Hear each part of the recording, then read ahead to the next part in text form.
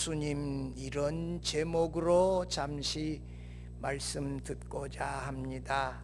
링컨은 한때 세상에서 가장 불행한 사람으로 여겨졌습니다. 그의 어머니는 사생아로 사람들에게 손가락질을 당했어요. 그는 4살 때 동생의 죽음을 보았고 9살 때 어머니, 18살 때 사랑하는 여동생의 죽음을 보았어요.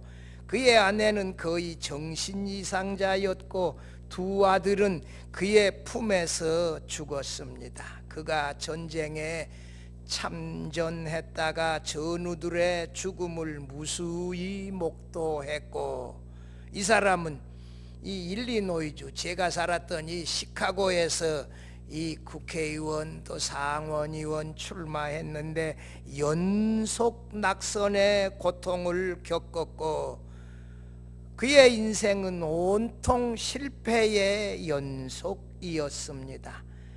그러나 고난의 세월을 통하여 생명의 소중함, 인간의 존엄성을 깨달았습니다.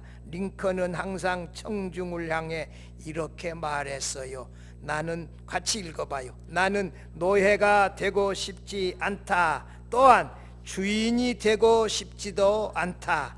인간은 누구나 평등한 존재다. 이런 말을 수시로 연설했어요. 이 사람의 이름은 에이브라함 링컨 대통령, 미국의 제16대 대통령입니다. 링컨은 고난과 아픔을 인생의 귀중한 자산으로 삼아 미국 대통령 중에서 가장 존경받는 지도자로 우뚝 서 있어요.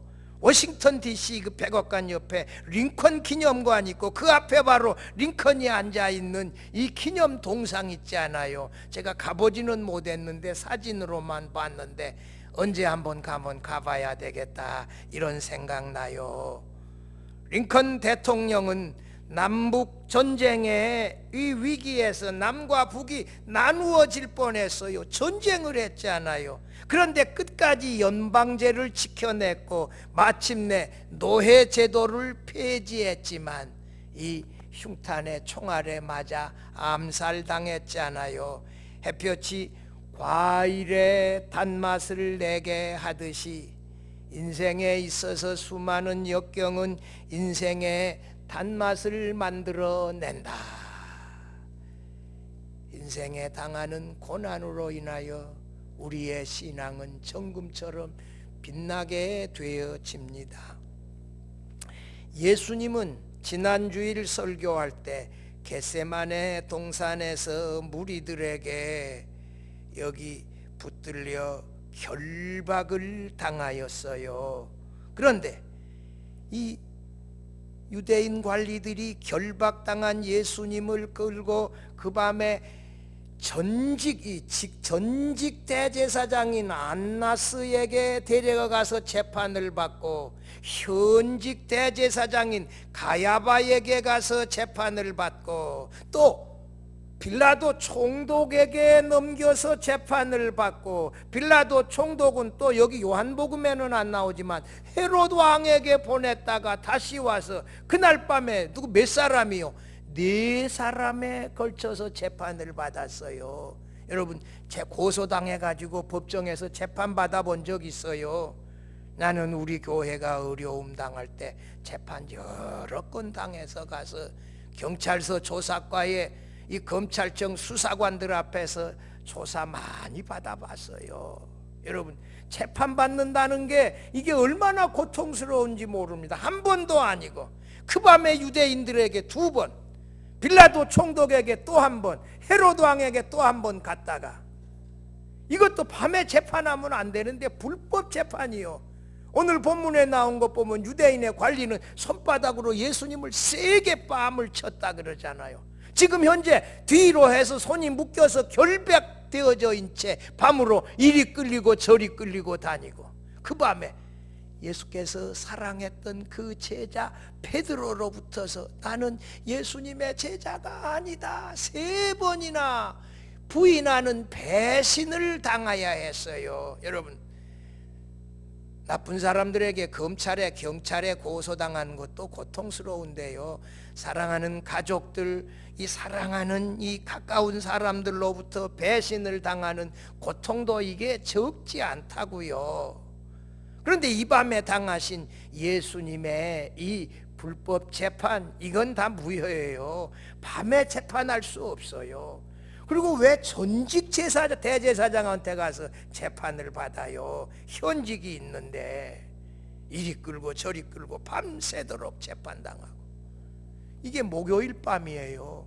금요일 날 아침에 십자가에 매달려 돌아가시고 그날 오후에 장례를 치르자마자 이 안식일이 시작되니까 이것을 재판과 사형 집행과 장사까지 그날 다 마쳐야 했으니까 그냥 이 신속하게 이렇게 짜여진 각본대로 예수님을 이리 끌고 저리 끌고 다니면서 모진 재판했으나 예수님은 차원하여 우리의 허물과 죄악을 대신 지시고 사실은 십자가에 매달려 죽으셨거든요.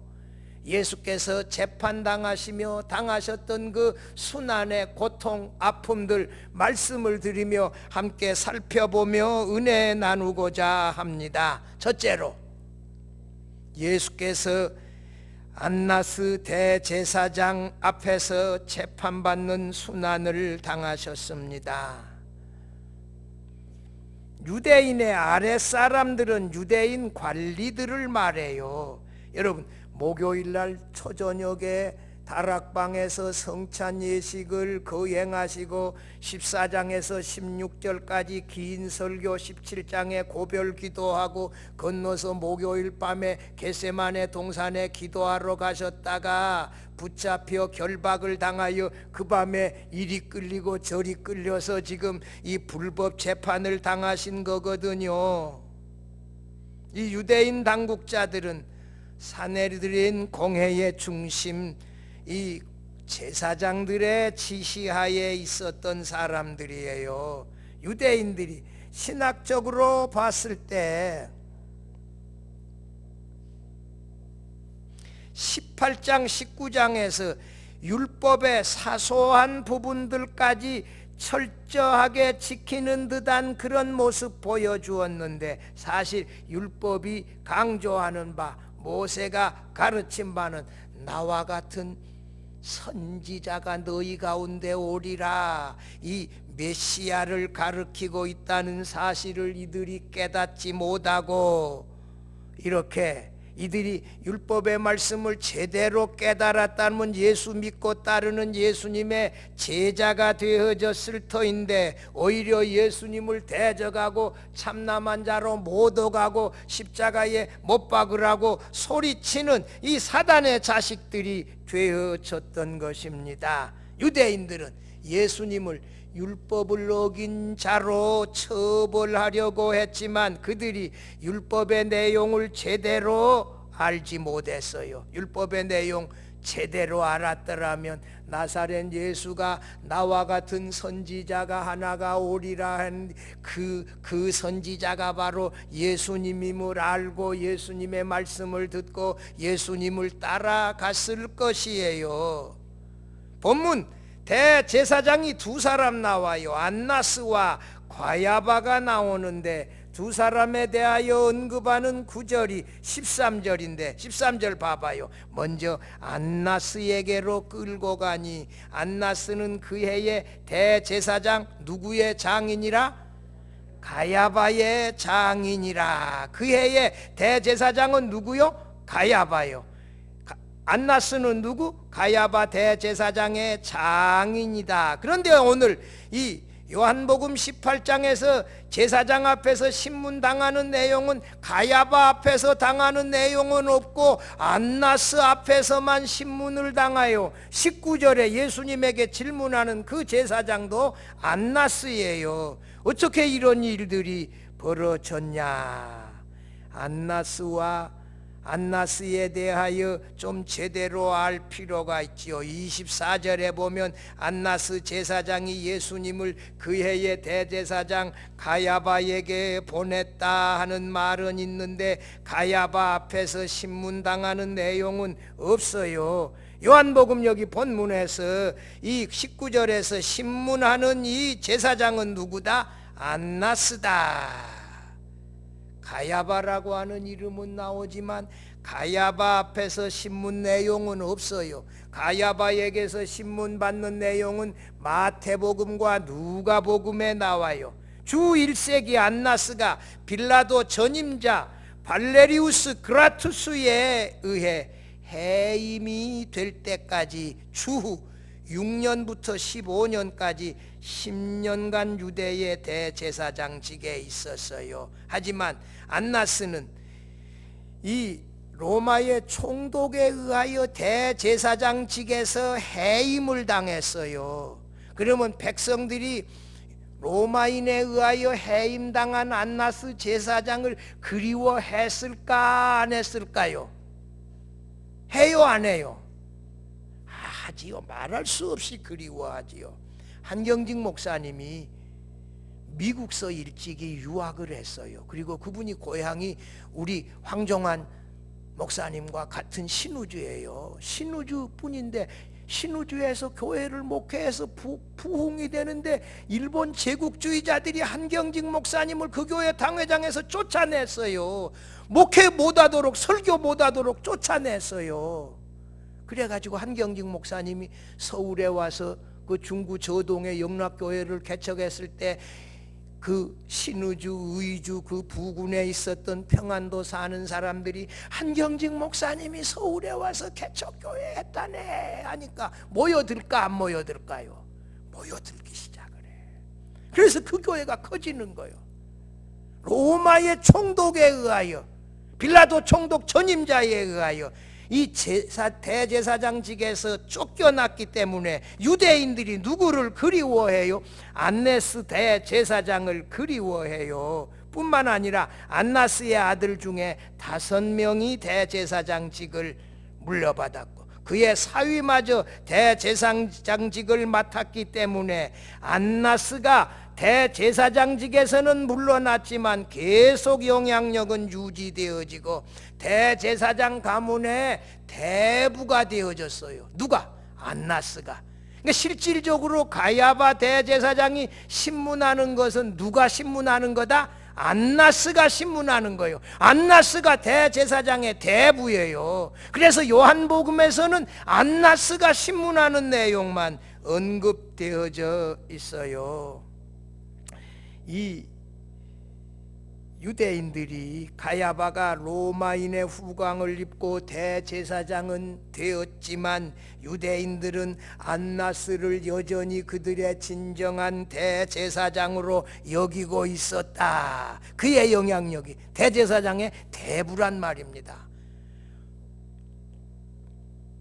직전 전직 대제사장인데도 현직 대제사장보다도 그의 영향력이 더 컸어요. 그래서 예수님을 결박한 채 유대 관리들이 안나스 대제사장으로 먼저 끌고 간 것은 전혀 이상한 것이 아니다. 그러나 이 로마의 총독에게 넘기기 위해서는 가야바 대제사장이 거기서 법정에서 판결을 해가지고 그 문서를 총독에게 줘야 이게 제대로 되어진 합법적 절차였으니까 안나스에게서 가야바 대제사장으로 이어지는 이 신문이 그 밤에 계속 있어졌습니다.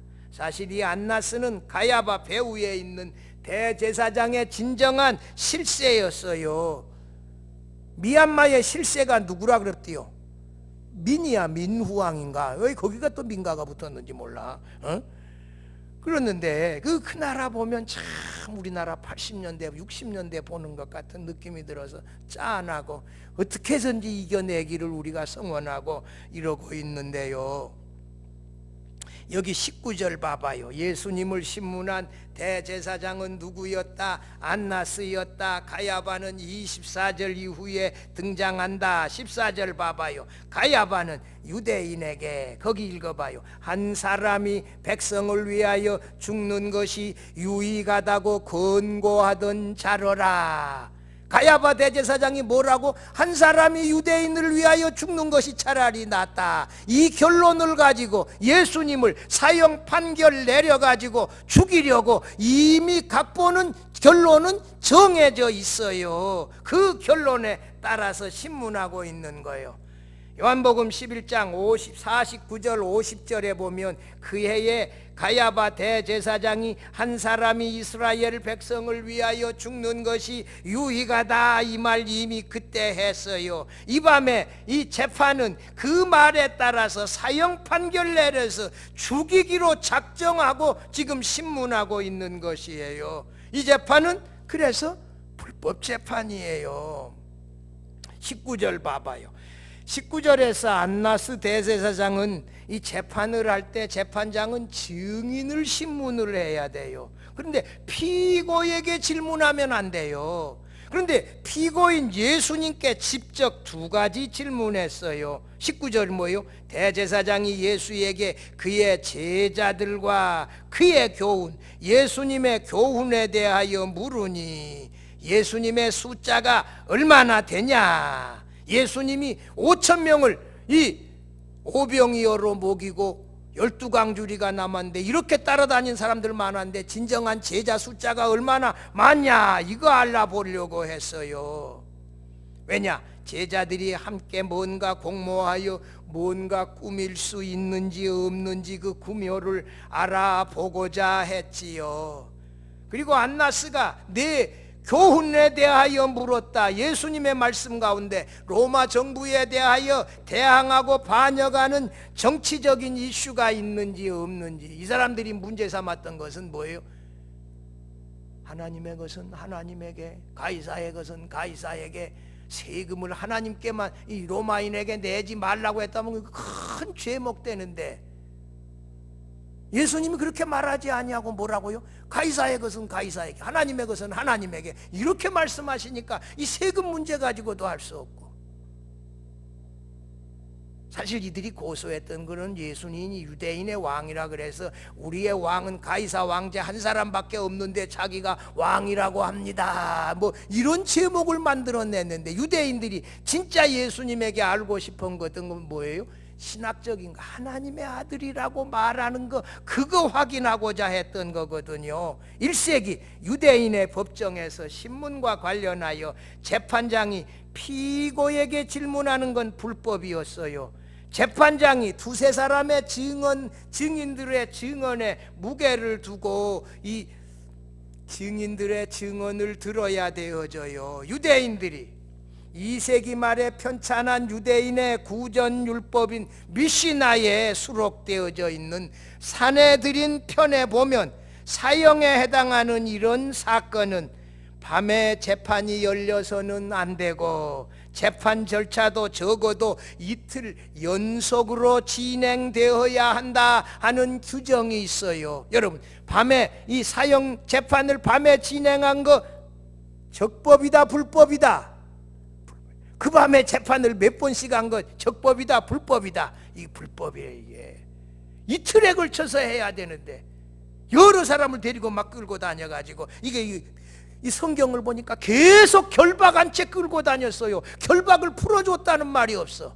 결박한 채 끌고 다닌 거예요. 이게 얼마나 예수님이 그 손톱에 피가 나올 정도로 이렇게 결박해가지고 모질게 해가지고 끌고 다니면서 예수님을 재판했어요. 그 목요일 밤에 유대인들이 예수님에 대한 재판은 갑자기 불법적으로 밤에 이루어졌고, 증인에 대한 신문이 아니라 피고 예수님에 대한 신문으로 불법 재판 진행되어졌어요.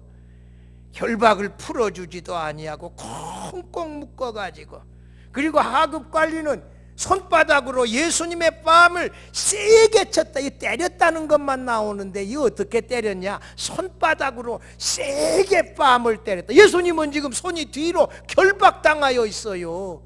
저항조차 할 수도 없다고요.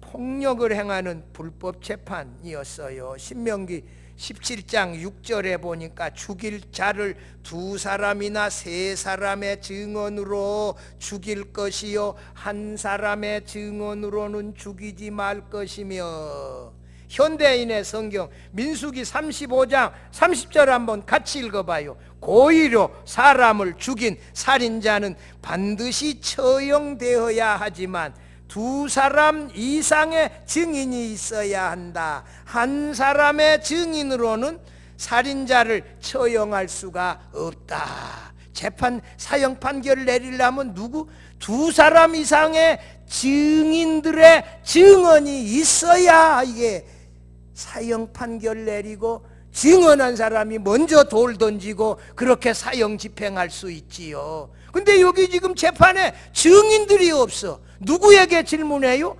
피고인 예수님에게 직접 질문해요. 그러므로 유대인의 율법에 의하면 이 재판은 불법이고 무효다. 이런 불법 재판을 그 밤에 예수님께서 당하셨어요. 요한복음 18장에서 예수께서 안나스 대제사장에게 재판을 받았을 때 증인이 한 사람도 없어요. 산헤드린 공회에서 대제사장 주도로 재판이 이루어져야 함에도 전직 대제사장의 집에서 그의 주도로 증인한 사람도 없이 밤중에 불법 재판이 진행이 되어져서 이 하급관리가 손바닥으로 뺨을 세게 치면서 폭력적인 재판은 이 불법이고 무효라는 거예요. 예수님은 자신의 제자들을 끝까지 보호하시고자 결심해서 제자들에 대해서는 더 이상 아무 말씀도 대답하지 아니하시고 여기 자신의 말씀에 대하여 20절에 대답해요. 자기 자신은 항상 이 많은 사람들 앞에서 말하고 유대인의 회당에서 말하고 예루살렘 성전에서 공개적으로 말하고 은밀하게는 말한 적이 없다. 제자들에게 은밀하게 가르친 적은 있지만 공개적으로 말한 것을 더 자세하게 알기 쉽게 깨닫도록 설명하는 저 정도였지 새로운 말씀을 비밀리에 가르친 적은 없다는 거예요. 비밀리에 내 말 들은 사람 있으면 한번 물어보라. 증인들 소환해서 예수님의 말씀은 공개적으로 했으니 들은 사람에게 물어보면 무슨 말씀인지 다 알 수 있다. 이렇게 했어요. 21절 봐봐요. 예수님이 안나스에게 어찌하여 내게 묻느냐? 내가 무슨 말을 하였는지 들은 자들에게 물어보라. 그들이 내가 하던 말을 아느니라. 이렇게 설득력 있게 대제사장 안나스에게 예수께서 대답했을 때 이렇게 세게 말하니까 할 말이 없었는지 유대인 하급 관리가 이 대제사장에게 당당하게 항변하는 예수님의 말씀을 듣고 그의 손바닥을 들어 예수님의 뺨을 세게 내리쳤다. 그때 예수님은 또 뭐라 그래요? 대제사장에 대한 나의 대항이 불법이거나 부적절했다면 거기에 상응하는 법정 모독죄를 내게 물으면 될 것이다. 내가 무엇을 잘못했는지 그 잘못된 것을 증언해 봐라. 하지만 내가 참된 말을 말하였다면 불법적으로 피고인을 신문한 것에 대하여 적법한 항변이라면 네가 나를 친 이유가 무엇이냐? 하급관리에게까지 당당하게 예수님이 대답하셨지요. 여러분, 예수께서 안나스에게 공정한 재판을 요청했지만 안나스와 유대 관리들은 정당한 수단을 통해서는 이 재판의 이 결론을 제대로 낼 수 없다는 사실을 알고 불법과 이 폭력과 반칙을 사용해서라도 사형 판결을 이끌어내고자 했지만 안나스는 실패하고 24절 봐봐요. 안나스가 예수를 결박한 그대로 누구에게로 보냈다? 대제사장 가야바에게 보내니라. 여러분, 안나스가 대제사장 대부로서 예수님에게서 아무런 살인 증거도 얻어낼 수 없음을 알고 결박한 채 자신의 사위 가야바에게로 보냈습니다. 유대인들이 예수님을 빌라도 총독에게 최종적으로 고발하고자 한다면 당연히 사내들인 공회의 의장인 이 가야바의 이 주도하에 재판을 하여 그 결과를 판결문을 보내서 재판을 해야 했습니다. 마태복음, 누가복음에 보면 가야바 대제사장이 예수님의 말에 잘못된 증언을 듣고자 했으나 하나도 일치한 것이 없으니 직접 교활하게 예수님을 향하여 물어요. 내가 하나님의 아들 그리스도인지 우리에게 말하라. 예수님이 직접 말하지 대답하지 않아도 되는데 마태복음 26장 그 24절 보니까 내가 말하였느니라. 그러나 내가 너희에게 이르노니 이후에 인자가 권능의 우편에 앉아 있는 것과 하늘구름 타고 오는 것을 너희가 보리라. 이렇게 하자. 하나님의 아들이라고 대답했다고 이 신성모독의 죄다 하면서 사형 판결을 내려 빌라도 총독에게로 끌고 가 넘겨주었습니다.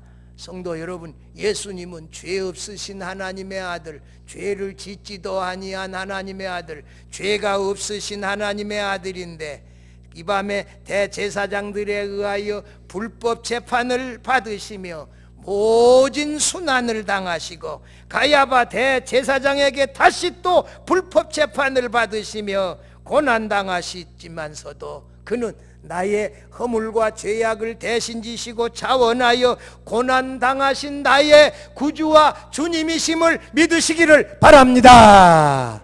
둘째로, 예수께서 제자 베드로에게 배신당하는 순환을 당하였어요. 참이 제가 주를 위하여 목숨을 버리겠나이다 장담했을 때 13장 예수님이 뭐라고요? 다 굴기 전에, 그 앞에 좀 생략되어 있는데 오늘 밤 다 굴기 전에, 언제요? 말한 그날, 오늘 밤 다 굴기 전에 네가 나를 3번 부인하리라 예수께서 베드로에게 예언했지요. 그 예수님의 말씀을 심각하게 받아들이고 겟세마네 동산에 갔을 때 예수님이 땀방울 핏방울처럼 흐르며 기도할 때 진지하게 같이 기도했어야 되는데 피곤했는지 졸고 잠들어 버리고 기도하지 못했는데 결정적인 순간에 넘어져 버렸지요. 여러분, 오늘 이 안나스 대제사장의 집에 갈 때에 다른 제자는 따라서 대제사장의 집으로 들어갔어요. 이 성전 그 대제사장 집에 문지기는 여종이었다고요. 그의 사내들인 공회의 대제사장이라고 하면 가야바고 이 성문은 남자들이 지켰으니까 여종이 문을 지켰다는 것으로 봐서 이 집은 누구 집이다? 안나스 대제사장 집이다. 들어갔는데 베드로는 안 들여보내줘 여종이요. 그러면 그 다른 제자가 가서 여종에게 말하여 베드로를 데리고 들어갔어요. 그러면 그 다른 제자가 누구냐? 아리마대 사람 요셉 니고데모가 아닐까 그러지만 뒤에 가슨 교수는 이 다른 제자는 누구다? 요한이다. 요한. 예수님의 가장 사랑받았던 제자 사도 요한. 사도 요한과 베드로는 같은 동네 사람이고 둘이 사도행전의 앞부분에 늘 같이 나와요. 둘이 친해요. 베드로가 내 이 사람 베드로에게 여종 보고 내 이 사람 신원 보증한다. 나랑 친구다. 들여보내라. 상당히 이 사도 요한이 권세가 있었던 것 같아. 그 들여보내서 여종이 물어보는 거요.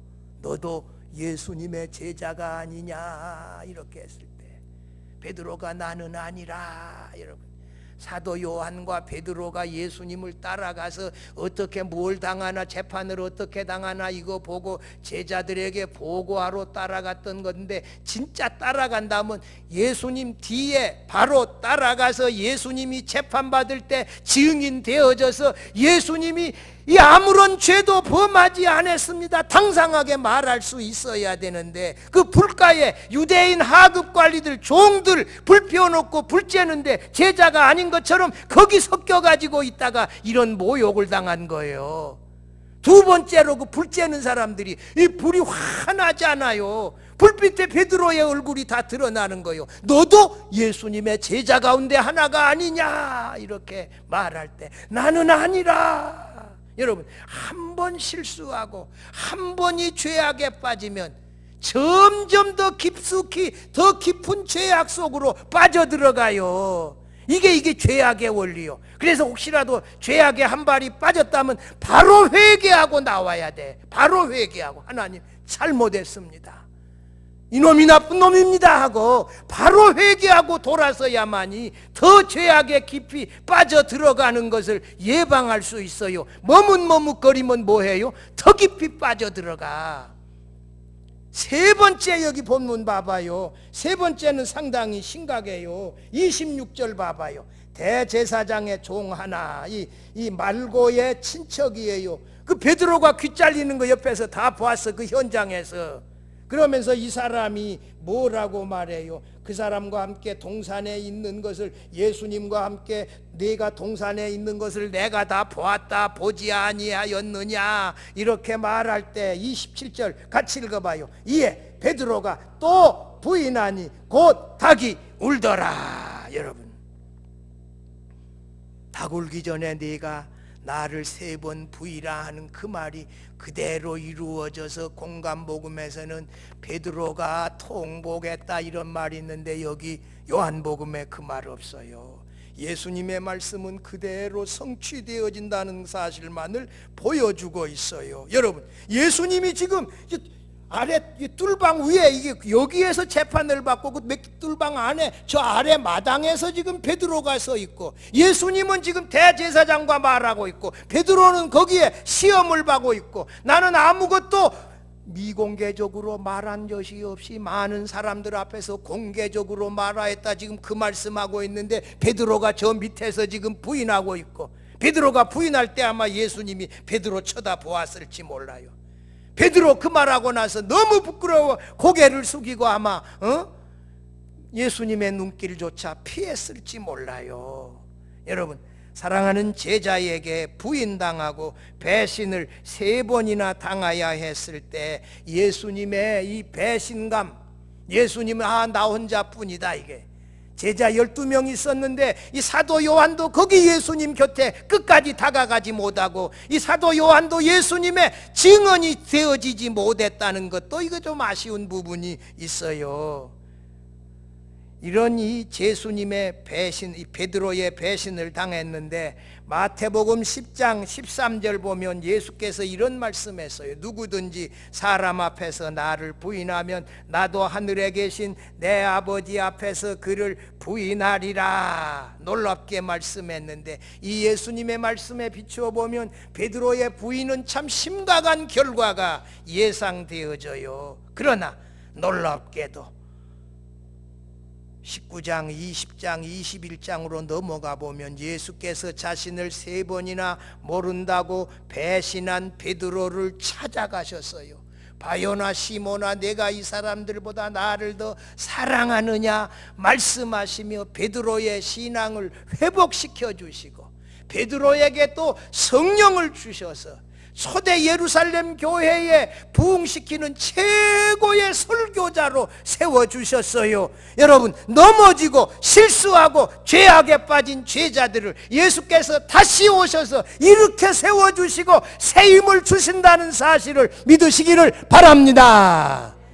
예수님은 그런 분이세요. 우리의 한 번의 실수 때문에 우리를 처벌하고 그러시는 분이 아니요, 또 용서하고자 하고 기회를 주시고 또 일으켜 세워주시고 그런 분이세요. 이 얼마나 감사해요. 사랑하는 성도 여러분이요, 고난주간이 다가와요. 참 이 예수님은 유대인들에게 모진 불법 재판을 밤에 자그마치 4사람에게 끌려다니면서 4사람 앞에서나 받았잖아요. 불법 재판은 무효예요.